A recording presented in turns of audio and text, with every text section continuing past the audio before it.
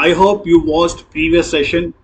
आज के सेशन में बात करेंगे प्राइस कंजप्शन एक्सपेंडिचर वाले सवालों पे। खपत मूल्य और व्यय आधारित प्रश्न होते हैं कि भाई इस तरीके से सवाल आपसे पूछता है कि यदि किसी वस्तु का प्राइस 20% बढ़ा दिया जाए तो उसकी खपत को कितना प्रतिशत कम करा जाए ताकि उसके व्यय पे, उसके खर्च पे कुछ भी चेंजेस ना हो, कुछ भी परिवर्तन ना हो। तो ऐसे सवाल हमारे पास आते हैं। उन क्वेश्चंस को कैसे देखते आंसर मार्क करना है उस पर बात करेंगे। मैं एक बार फिर से कहूंगा कि जिस भी बंदों ने हमारा प्रीवियस सेशन नहीं देखा है तो प्लीज डू वॉच। सारे सेशन देखिए, एक एक करके सीरीज बना दी गई है, ठीक है, सबको देखना है। तो चलो शुरुआत करते हैं आज के सेशन की विदाउट वेस्टिंग एनी टाइम। देखिए, क्वेश्चन आपसे कहता है कि price of a sugar is increases by 20%। Sugar का जो प्राइस है वो कितना इंक्रीज कर दिया गया है? 20% बढ़ा दिया गया है। फिर कहता है by how much percent should the consumption of sugar be reduced so that expenditure does not change. उसकी खपत को कितना प्रतिशत कम करा जाए कि उसके खर्चों पे कुछ भी जो है इफेक्ट ना पड़े, ऐसा आपसे कह रहा है। अब आप देखो, सीधी सी बात है, मैंने आपको एक चीज समझाई थी, ध्यान से समझिएगा।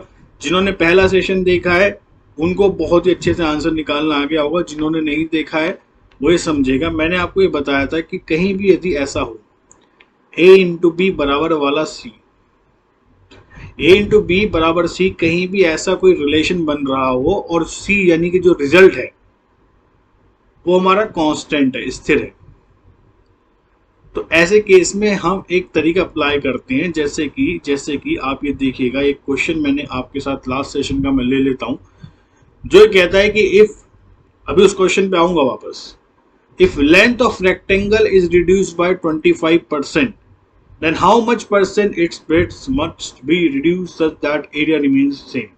ठीक है, यदि आयत की लंबाई 25% कम कर दी जाए तो उसकी चौड़ाई को कितना प्रतिशत बढ़ाया जाना चाहिए ताकि उसके क्षेत्रफल स्थिर रहे।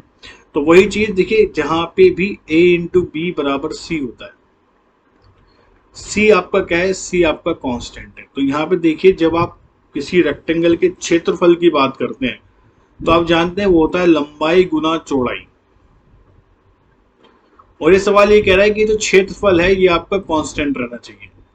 तो जहां पे भी ऐसा फंडा होता है वहां पे वो वाला सिस्टम आप लगा सकते हैं जो मैंने आपको पिछले 2 सेशन से आपको बता के चल रहा हूं। देखिए, आपकी लंबाई जो है वो कितना प्रतिशत कम हो रही है? 25%। तो 25% का मतलब कितना होता है? -1/4। अब आप देखिएगा यहाँ पे जब ब्रेथ में कितना चेंज होना चाहिए, उसके केस में आपका बेस चेंज हो जाएगा। बेस कितना आ जाएगा आपका? 3, ऊपर 1 ही रहेगा, तो 1/3 हो जाएगा, क्योंकि 4 में से 1 गया, 3 आ गया, तो ये कितना हो जाएगा? 33 से 1/3%, यानी कि 33 से 1/3% आपको ये कम होना चाहिए। जिन लोगों ने पहले वाले वीडियो देखे हैं उनको समझ में आ गया होगा, प्लेलिस्ट में जाके एक बार देख लो, बिल्कुल अच्छे से समझ में आएगा, कोई भी ऐसी चीज नहीं है, ठीक है। चलो अब यहाँ पे आ जाओ इस वाले सवाल। सेम कॉन्सेप्ट यहाँ पे हम इस वाले क्वेश्चन पे लगाएंगे। ये भी यही कह रहा है कि चीनी की कीमत 20% बढ़ जाती है, चीनी की खपत को कितने प्रतिशत कम कर देना चाहिए ताकि उसके व्यय पर कुछ भी बदलाव ना हो। तो वही चीज, क्योंकि आप ये जानते हैं, देखिए खर्चा होता क्या है बेसिकली। खर्चा होता है कि भाई हमारा जो भी मूल्य है किसी भी चीज का और जो हमारी खपत है, जो हमारा मूल्य है और जो हमारी खपत है, यदि हम उसकी गुना कर दें तो वही हमारा खर्चा होता है। भाई आप एक चीज कहो कि मान लो यदि मैं आपसे कहता हूं कि चीनी 50 रुपए प्रति किलो है, ठीक है, और मैं कहता हूं कि मुझे 3 किलो चीनी लेनी है, तो मैं खर्चे कैसे निकालूंगा? भाई 50 रुपए प्रति किलो को 3 से गुना कर दूंगा तो ये हो जाएगा 150 रुपए, यानी कि यही मेरा खर्चा है, एक्सपेंडिचर है। तो वही चीज यहाँ पे हो रही है, यहाँ पर भी वही कॉन्सेप्ट लग रहा है जो ये कह रहा है कि a इंटू बी बराबर सी, यानी कि जो मेरा मूल्य है गुना जो मेरी खपत है वो मेरे किसके बराबर है? व्यय के बराबर है, यानी कि खर्च के बराबर है। अब क्योंकि खर्चा मेरा कांस्टेंट रहना है तो ये वाला फंडा जो हमने लास्ट सेशन में सीखा था वो यहाँ पे भी लगा सकते हैं। कहता है कि प्राइस ऑफ शुगर जो है वो 20% बढ़ जाता है, 20% प्राइस जो है वो हमारा बढ़ जाता है। समझने की कोशिश करिएगा। तो 20% को आप कैसे लिख सकते हैं? +1/5। अब खर्चा कितना कम होना चाहिए, क्योंकि यहाँ पे बेस चीज हो जाएगा 5 में एक जोड़िए, नीचे आ जाएगा 6, ऊपर वाली वैल्यू वही रहती है जो ऊपर है, यानी कि 1/6। तो 1/6 का मतलब कितना होता है? 1/6 का मतलब होता है 16 2/3%।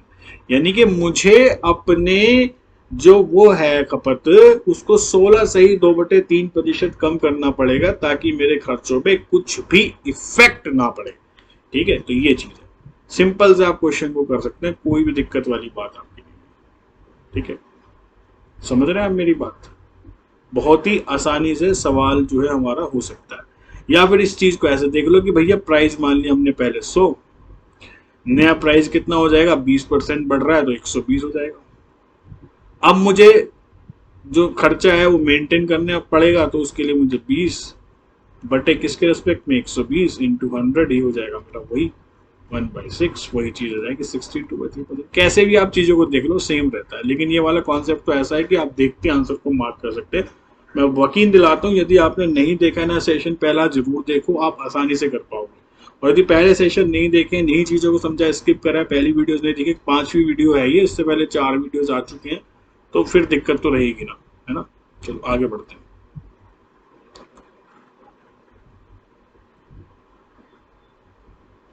देखिए क्या कहता है, price of sugar rises by 50%। कहता है कि प्राइस जो है 50% बढ़ा दिया जाए, और प्राइस यदि 50% बढ़ा दिया जाता है तो बताइए उसके जो खपत है उसको कितना प्रतिशत कम करना चाहिए। तो वही चीज, ताकि खर्चा, देखिए यहाँ पे एक चीज का ध्यान आपको रखना है कि एक्सपेंडिचर में कोई भी चेंज नहीं हो रहा है। ये मेथड, ये तरीका तभी तक अप्लाई है जब तक एक्सपेंडिचर में कुछ भी चेंजेस आप नहीं कर रहे हैं। ठीक है, तो वही चीज है, क्योंकि प्राइस इनटू कंजप्शन एक्सपेंडिचर है और एक्सपेंडिचर आपका सेम है, तो वही कॉन्सेप्ट लग सकता है। प्राइस आपका कितना बढ़ रहा है? 50%। तो 50% को आप कैसे लिख सकते हैं? +1/2। बेस यहाँ पे अब आपका कितना हो जाएगा? 2 में एक जोड़ दीजिए 3, और ऊपर तो एक ही रहेगा, तो 1/3 का मतलब कितना होता है? 33 1/3%। फ्रैक्शन वैल्यूज का बहुत बढ़िया यूज होता है, पूरी वीडियो से देख सकते हैं आप। तो यानी कि आपको अपनी कंजप्शन को 33 1/3% कम करना पड़ेगा, ताकि आपकी इस पर कुछ भी इफेक्ट ना पड़े। ठीक है, नेक्स्ट क्वेश्चन। अगला देखिए, ऐसे भी पूछ सकता है, चीजें वही हैं, पूछने का तरीका बदल गया है। कहता है price of article is decrease by 10%, to restore its former value the new price must be increased by. एक वस्तु के मूल्य में 10% की कमी की जाती है, अपने पूर्व मूल्य को बनाए रखने के लिए नए मूल्य में कितना प्रतिशत की वृद्धि की जानी चाहिए? तो 10% घट रहा है, 10% घट रहा है, तो 10% घट रहा है मतलब कितना हो जाएगा? -1/10। यानी कि बेस जो हो जाएगा 10 में से एक गया, कितना आ जाएगा? 9, ऊपर वाली वैल्यू रहेगी 1/9, और 1/9 का मतलब कितना होता है भाई? यदि 1/9 ही आ गया तो 11 1/9। ठीक है, यहाँ तक आई होप कि आपको समझ में आ गया होगा, कोई भी परेशानी इतने केसेस में नहीं हुई होगी। ठीक है, ठीक है, तो यहाँ तक ठीक है ना? कोई दिक्कत तो नहीं, कुछ गड़बड़ तो नहीं कर दी हमने? सही, ठीक। इस चीज को आप जो है याद रखिएगा भाई साहब। ठीक है, फिर से वही सवाल, price of sugar rises by 25%, by how much percent should the consumption sugar be reduce so that expenditure remains the same. ठीक है, ये चीज आपसे कह रहा है। तो देखो सीधी सी बात है, आप ये जानते हैं कि भाई 25%, पहली चीज तो वही कि प्राइस गुना कंजप्शन एक्सपेंडिचर होता है, एक्सपेंडिचर हमें सेम रखना है, और प्राइस को हम कितना बढ़ा रहे हैं? 25%। 25% का मतलब कितना? 1/4 आपको कंजप्शन को रिड्यूस करना है। कितना रिड्यूस करोगे? तो देखिए बेस क्या हो जाएगा, क्या हो जाएगा? नीचे 4 में एक जोड़िए 5, ऊपर एक ही रहेगा, ऊपर वाला वैल्यू सेम रहता है, तो आंसर कितना आ जाएगा? 20%। ये हमारा आंसर आ गया। ठीक है, बहुत इजी है, बहुत आराम से आप कर सकते हो, बहुत ही आराम से आप कर सकते हो।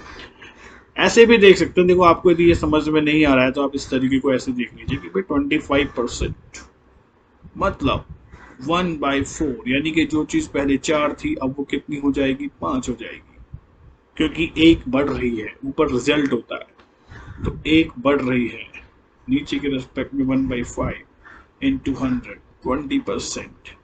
जैसे आप चाहें वैसे आप क्वेश्चन को कर सकते हैं। क्वेश्चन हमारा बहुत बहुत इजी होता है करना।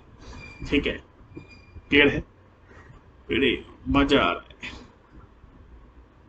एक और सवाल देखिए, सेम वे सेम तरीका सेम कॉन्सेप्ट। ठीक है, a worker suffers a 20% cut in his wage. He may regain his original wages by obtaining the rise of how much percent? एक कर्मचारी को अपने वेतन में 20% की कटौती का सामना करना पड़ता है, पीड़ादायक। कितने प्रतिशत की वृद्धि प्राप्त करने अपना मूल्य वेतन प्राप्त कर सकता है, यानी कि कितना प्रतिशत से बढ़ाए कि उतना मूल्य वेतन प्राप्त कर सके। ठीक है, एक चीज और ध्यान रखना कि देखो, एक सवाल मन में किसी न किसी बच्चे के हो रहा होगा कि भाई ये 100 रुपए थे, मैंने यदि इसके 20% कम करे तो ये 80 हो गए। अब मैं कहूँ कि यार मुझे 100 पे जाने के लिए मैं फिर से 20% इसको दे दूं, तो ये नहीं होता है कॉन्सेप्ट। ये क्यों नहीं होता है, ये मैंने पहले सेशन में भी बताया कि भाई बेस चेंज हो जाता है। ठीक है, बेस चेंज होने की वजह से ये परसेंटेज वैल्यू चेंज हो जाती है। यदि आप यहाँ पे देखिए, ये 20% जो कम हो रहा था वो 100 के रेस्पेक्ट में था, लेकिन ये आप 80 से फिर 100 बना रहे हो, तो यहाँ पे बेस आपका 80 है। तो बेस यदि चेंज होगा तो परसेंटेज वैल्यू चेंज होगी। तो इसी वजह से वो सेम नहीं होता। यदि मैं कहूं कि किसी व्यक्ति की आय को 20% कम 25% कम कर दिया गया, किसी व्यक्ति की आय को 25% कम कर दिया गया और उसे फिर से बनाने के लिए कितना दिया जाए, तो आप कहेंगे कि 25% और दे दो ना, ऐसा नहीं होगा, क्योंकि आप यहाँ पे बात परसेंटेज के रेस्पेक्ट में कर रहे हैं।